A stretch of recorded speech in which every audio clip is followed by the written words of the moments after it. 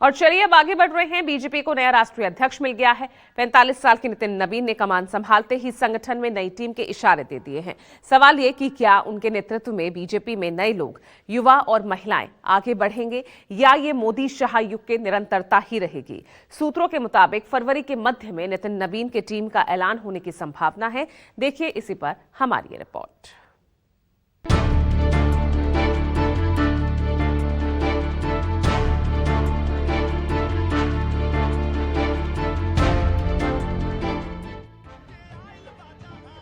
BJP के 12वें राष्ट्रीय अध्यक्ष के तौर पर नितिन नवीन की ताजपोशी निर्विरोध हुई। राजनाथ सिंह, अमित शाह और जेपी नड्डा ने उनके नामांकन में शामिल होकर ये संदेश दिया कि शीर्ष नेतृत्व पूरी तरह उनके साथ है। नितिन नवीन ऐसे समय अध्यक्ष बने हैं जब पार्टी के भीतर और बाहर पीढ़ी परिवर्तन और नए नेतृत्व को लेकर चर्चा तेज है। हालांकि बीजेपी में युग बदलने की बजाय निरंतरता की राजनीति मजबूत रही है। अटल आडवाणी युग के बाद भी पार्टी मोदी शाह युग की निरंतरता में ही चल रही है। सीमित संगठनात्मक अनुभव के बावजूद नितिन नवीन का चयन एक बड़े प्रयोग के तौर पर देखा जा रहा है। ये संदेश भी साफ है कि संगठन में आगे बढ़ने के लिए उम्र, अनुभव या पृष्ठभूमि ही सबसे बड़ा पैमाना नहीं है। युवा साथियों, राजनीति में शॉर्टकट के लिए कोई जगह नहीं है। राजनीति में शॉर्टकट से दूर हो जाइए। राजनीति लॉन्ग रन का काम है। लंबी दूरी से अगर जाना है राजनीति में तो धैर्यपूर्वक काम करिए। निश्चित रूप से काम के प्रति अपने कमिटमेंट के साथ काम कीजिए।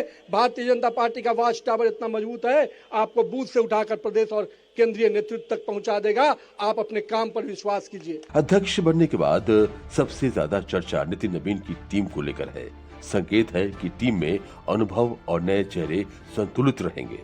संगठन महामंत्री बीएल संतोष बने रहेंगे, जबकि महासचिव स्तर पर जेपी नड्डा की टीम के सुनील बंसल और विनोद तावड़े भी शामिल रह सकते हैं।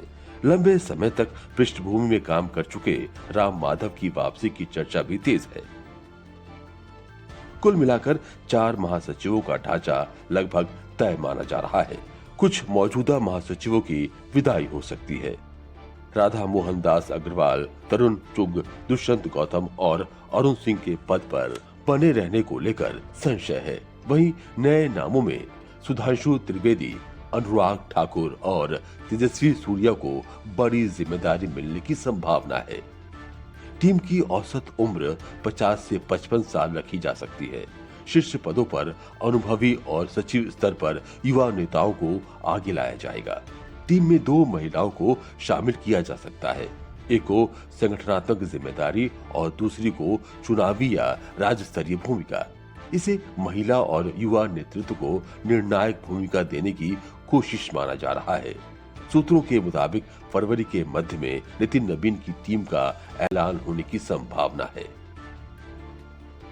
तो युवाओं को और महिलाओं को संगठन में लाना, उनका एक बड़ा नेतृत्व तैयार करना, ये उनके लिए चॉइस नहीं है। नितिन नवीन के लिए ये उनके लिए विकल्प नहीं है, बल्कि उनके लिए मैंडेट है।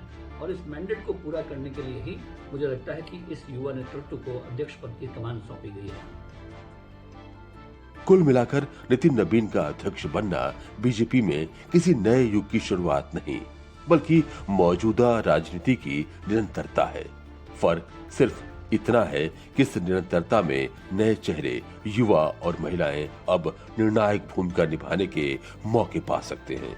नितिन नवीन और उनकी बनने वाली टीम के सामने बड़ी चुनौती 5 राज्यों का विधानसभा चुनाव है। असम, बंगाल, केरल और पुडुचेरी में चुनाव होने जा रहा है और वहां की डेमोग्राफी की पूरी चर्चा हो रही है। किस प्रकार से बदले हुए डेमोग्राफी में वहां चीजें बदल रही हैं और हमारे लिए अपने आप में एक चुनौती है।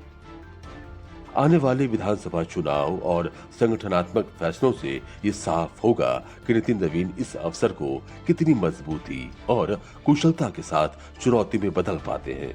ये उनके नेतृत्व, टीम प्रबंधन और नए नेताओं और महिलाओं को अवसर देने की क्षमता का असली परीक्षण होगा।